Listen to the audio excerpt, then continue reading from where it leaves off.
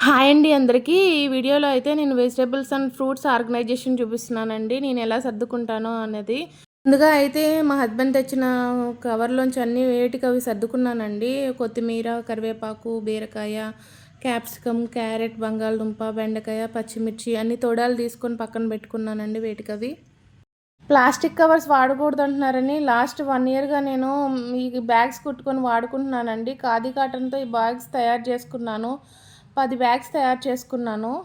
ఈ metre khadi cotton తీసుకున్నానండి. నాకు కావాల్సిన సైజులో నేను కుట్టుకున్నాను వెజిటబుల్ బ్యాగ్‌ని. అండ్ నేను కిరాణా షాప్‌లో అయితే నేను కాటన్ థ్రెడ్ తీసుకొని అదొక పోట్లీ బ్యాగ్‌లా రెడీ చేసుకున్నాను. ఇలా చేయడం వల్ల నాకు చాలా శ్రమ తగ్గిందండి.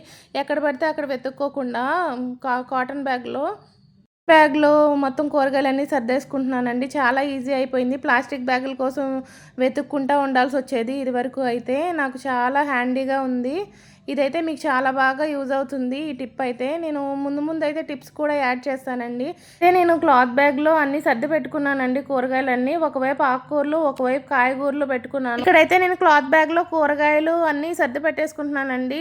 ఆకుకూరలు సెపరేట్‌గా పెట్టుకుంటాను. అలాగే కాయగూరలు కూడా సెపరేట్‌గా పెట్టుకుంటాను. కొంచెం బరువున్నవి విడిగా పెట్టుకుంటానండి. ఎందుకంటే ఆకుకూరలో కలిస్తే అవన్నీ పాడైపోతాయి కాబట్టి మ్యాక్సిమం ఒక వారానికి సరిపడా కూరగాయలే తెచ్చుకుంటానండి. అవి మొత్తం వాడేయడానికే చూస్తాను, కన్జ్యూమ్ చేస్తాను. అన్ని కూరగాయల టబ్‌లో సర్ది పెట్టేసుకున్నానండి. అన్నీ ఫ్రిడ్జ్‌లో పెట్టేసుకుంటాను. బ్యాగ్స్‌ని క్లీన్ చేసుకోవడం కూడా చాలా ఈజీ అండి. 1 వీక్ సరిపడా కూరగాయలు అయిపోయినప్పుడు వీకెండ్‌లో నేను వాషింగ్ మిషన్‌లో వాష్ చేసేస్తానండి.